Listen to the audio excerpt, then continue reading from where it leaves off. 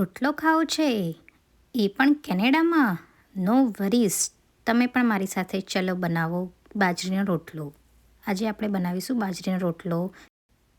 બાજરીનો રોટલો બનાવવા માટે આપણે માપ સાથે અહીંયા ચાલુ કરીશું. તો મેં અહીંયા લીધેલો છે 1 વાટકી બાજરીનો લોટ, જેનાથી એક રોટલો આસાનીથી બની જશે. શરૂઆતમાં લોટ ઓછો જ રાખવાનો છે, કેમ કે આપણે નાનેથી જ શરૂઆત કરવાની છે. સ્ટાર્ટિંગમાં જ્યારે આપણને ના આવડતો હોય ત્યારે આટલો જ લોટ લઈને આપણે ચાલુ કરવાનું છે અને નાનો રોટલો જ બનાવવાનો છે. હવે એમાં થોડુંક સ્વાદ પ્રમાણે મીઠું એડ કરી દઈશું ને આવી રીતના મસળવાનું ચાલુ કરીશું અને ધીરે ધીરે એમાં પાણી ઉમેરતા જઈશું. એકસાથે પાણી નથી નાખવાનું, થોડુંક લોટ પ્રમાણે પાણી ઉમેરવાનું છે. તો મેં આવી રીતના પાણી લઈ લીધેલું છે, તમે જોઈ શકો છો. હવે આવી રીતના પાણી લોટ સાથે મિક્સ કરી દેવાનું છે. ત્રણેય વસ્તુને સરખી રીતના મિક્સ કરી લેવાની છે, તમે જોઈ શકો છો આમાં. હવે મારે આમાં થોડી વધારે પાણી લેવાની જરૂર પડશે, એટલે મેં થોડું વધારે પાણી ઉમેર્યું છે.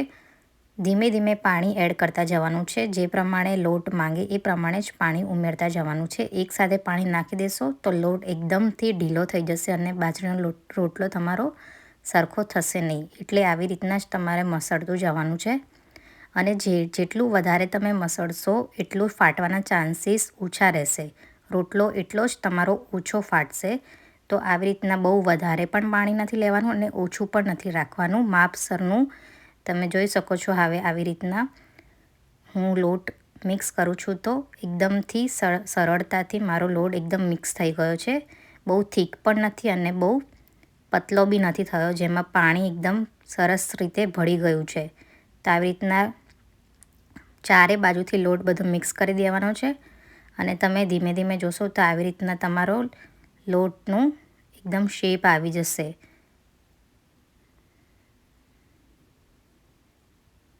આવી રીતના તમારે મસળતું રહેવાનું છે લોટને.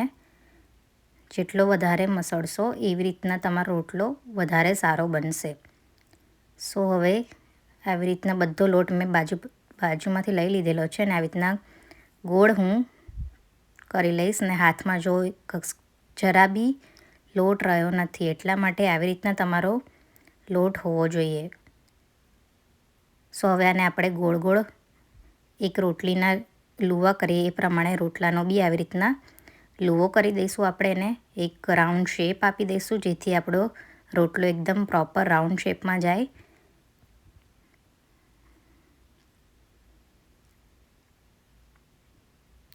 આ સરસ મજાનો રાઉન્ડ શેપ આવી ગયો છે. હવે આપણે એને એક પ્રોપર રાઉન્ડ શેપ આપવા માટે જરાક એવો દબાવીશું, જેથી કે શેપ બરાબર આવી જાય. આવી રીતના તમારે રાઉન્ડ શેપ કરીને સેજ દબાવી લેવાનો છે. હવે ચારે બાજુ કિનારીએ થોડું આપણે પાણી લગાવીશું, જેથી કે કિનારીએ ફાટે નહીં. અને બહુ હળવા હાથે તમારે આ પ્રોસેસ કરવાની છે, બહુ વજન નથી આપવાનું. આવી રીતના પાણી લગાવી દીધું.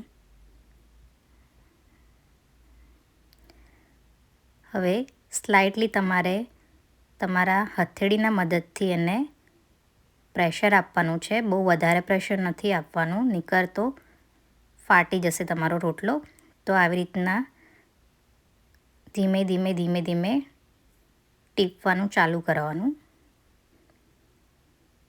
થોડોક મોટો થાય એટલે તમારે આવી રીતના કિનારીથી થોડું પ્રેસ કરવાનું ફિંગર્સની હેલ્પથી, જેથી કે શું થશે કે રોટલો થોડો મોટો થતો જશે અને કિનારીઓ એની પતલી થતી જશે. હવે ફરીથી આપણે સેમ પ્રોસેસ કરવાની છે. સેજ મોટો થતો જાય એટલે આપણે પામની સાથે સાથે આપણી ફિંગરથી બી રોટલાને મોટું કરવાનું છે, જેથી ત્યાંથી પણ ત્યાં બી થોડું પ્રેશર આપીને મોટું કરવાનું છે રોટલો, એટલે થોડો મોટો થતો જશે અને રાઉન્ડ શેપ પકડશે. તમે જોઈ શકો છો મેં બહુ મોટો રોટલો નથી બનાવ્યો, કેમ કે બહુ રોટલો મોટો બનાવવા જઈશું તો આપણો રોટલો ફાટવાના ચાન્સીસ છે. એટલે મીડિયમ બનાવ્યો છે, બહુ પતલો બી નહીં અને બહુ જાડો બી નહીં, એ પ્રમાણેનો રોટલો મેં બનાવ્યો છે. તો આવી જ રીતના તમારે પણ પ્રોસેસ કરવાની છે. બહુ વધારે સ્ટાર્ટિંગમાં મોટો નહીં બનાવવાનો, નહીંતર ફાટી જશે. હવે આને આપણે તાવડીમાં લઈ લઈશું, ગરમ તાવડીમાં. મેં અહીંયા રોટલીની તાવડી લીધેલી છે, જે મેં પહેલેથી ગરમ કરી હતી. એની ઉપર આવી રીતના રોટલો આપણે મૂકી દેવાનો છે અને બંને બાજુથી સરખો ગરમ થાય ત્યાં સુધી આપણે એને ચડવા દેવાનું છે. બહુ ઉતાવળ નથી કરવાની, નહીંતર રોટલો સરખો ચડશે નહીં. તમે જોઈ શકો છો એક બાજુ રોટલો ચડી ગયો છે થોડો. હવે બીજી બાજુ ચડવા મૂકેલો છે.